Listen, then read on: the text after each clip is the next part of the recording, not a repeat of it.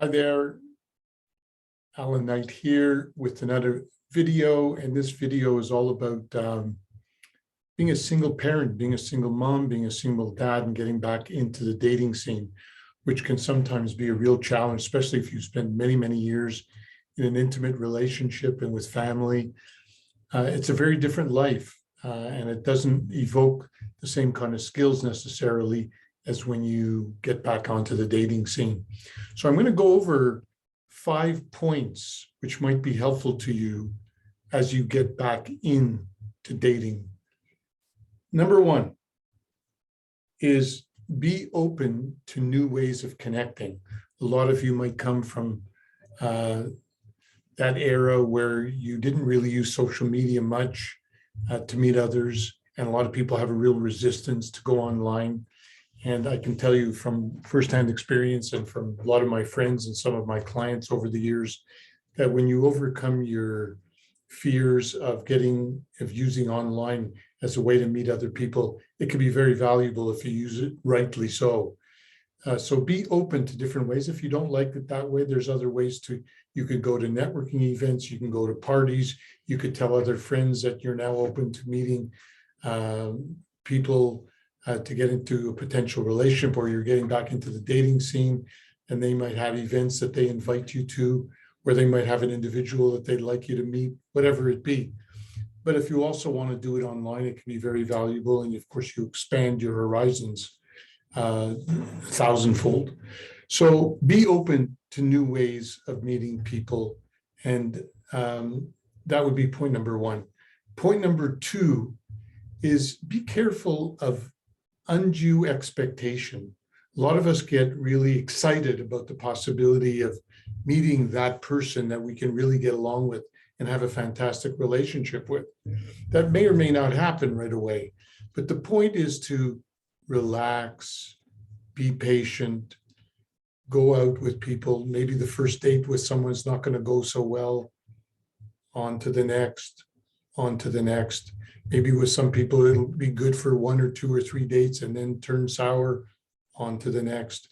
Be patient and see it more as an exercise for you to practice your relationship building skills and your communication skills until you meet the right person.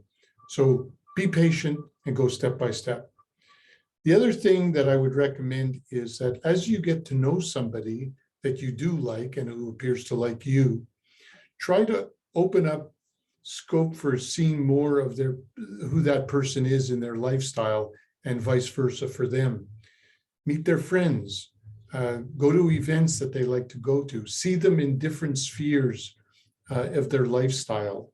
So it's not just you meeting and having a drink at a bar or something like that, or going out for dinner, which is nice. It's a great thing to do, but it only shows you one part. And sometimes people are at their very best when they're in those environments.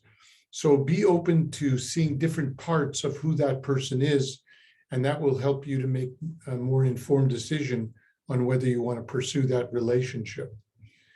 The other thing is this whole matter of sex.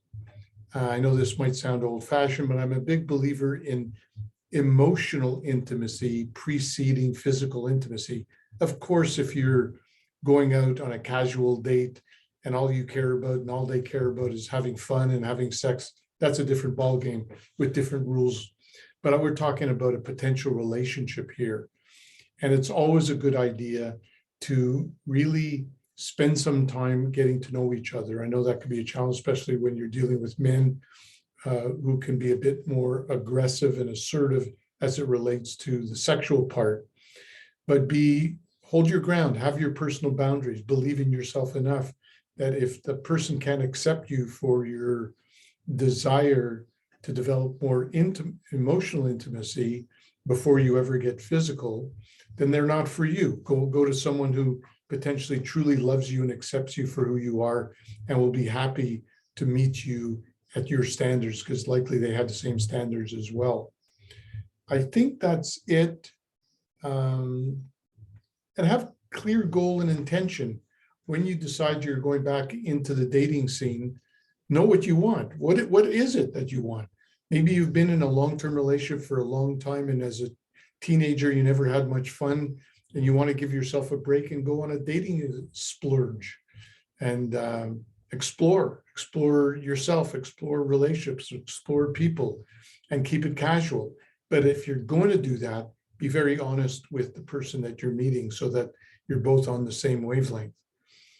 If, on the other hand, your intention is, no, I've done that, been there, done that, I want to have a great relationship, we'll set that as an intention.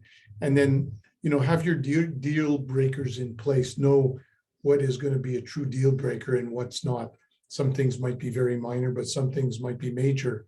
So be honest about that, because if it's a deal breaker for, let's say, smoking, you don't want to be with a smoker, and that's really important to you, then you're going to probably want to be true to yourself, no matter how attracted you are to that person. So emotional intimacy before physical intimacy, go step by step. The old courtship system works pretty well. Be open to different ways of meeting with people, build rapport, and see different sides of the person before you make a more informed decision on whether you want to pursue this as a serious relationship. Hope this helps. See you at the next video.